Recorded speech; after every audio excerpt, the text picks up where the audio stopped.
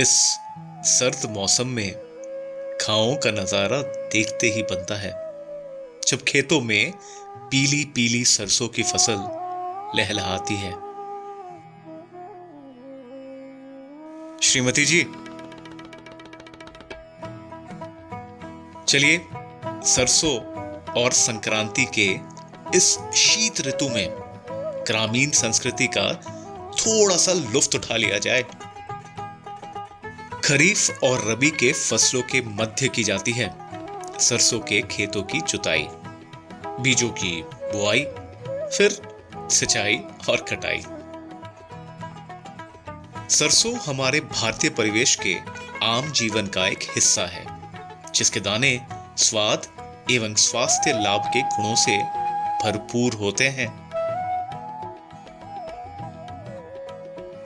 कहां शहर में जलेबियों की तरह उलझी जिंदगी और कहां गांव की सादगी। खाक में मिल जाएगा सारा गुरूर हमारा, जब हमारी मुलाकात गांव की सादगी से हो जाएगी। सदियों से भारत के गांवों की आत्मनिर्भरता सुनिश्चित करने में हाट की भूमिका को नकारा नहीं जा सकता। गांव के लोगों की दैनिक जरूरतों को पूरा करने में हाट की भूमिका अति महत्वपूर्ण है।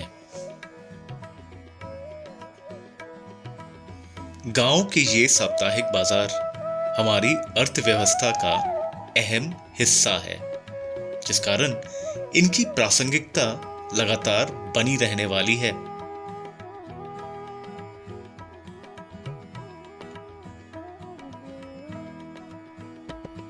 किसी ने क्या खूब कहा है कि गांव की प्यारी यादों को दिल में सजाया करो। शहर में तरक्की कितनी भी कर लो, पर गांव अपनों से मिलने आया करो। खासकर अगर नए वर्ष का आरंभ अपने परिजनों के संग वनभोज के माध्यम से हो, तो वह और भी अविस्मरणीय हो जाता है।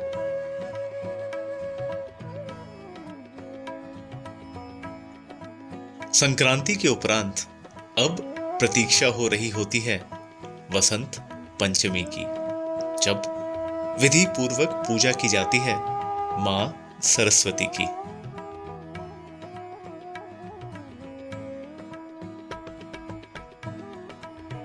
आपने खीर तो कई तरह के खाई होंगी, पर क्या आपने कभी खजूर के गुड़ से बनी खीर खाई है? और ये गुड़ खजूर के फल से नहीं, पेड़ से बनता है। खजूर के वृक्ष को छील दिया जाता है, जिससे इसके तने से रस निकलता है। छिले पेड़ में एक नली लगाकर फिर घड़ा बांधते हैं, जिससे उसमें रस भर जाता है। सुबह लगा घड़ा शाम को लगाया गया घड़ा सुबह को निकाला जाता है।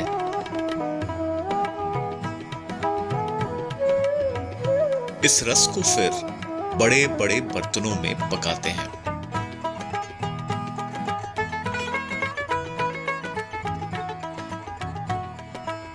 और इस तरह खजूर का दानेदार गुड़ तैयार हो जाता है। कहते हैं कि इसको खाने से शरीर में गर्मी बढ़ती है, जिस कारण ये गुड़ ठंड के मौसम में बनता है। खजूर गुड़ को कई बार बंगाल की देन भी कहते हैं, क्योंकि वहां खजूर के पेड़ ज्यादा पाए जाते हैं। इसी सर्द मौसम में ही तो मिलते हैं खजूर गुड़ के रसगुल्ले एवं कई अन्य स्वादिष्ट मिठाइयां।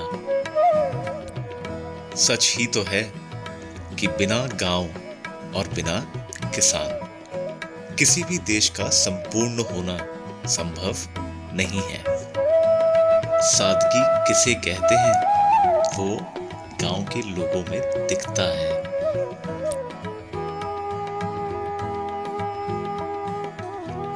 वो शहर का परिंदा बेकरार है गांव आने को, जो कभी भूल गया था गांव के आशियाने को।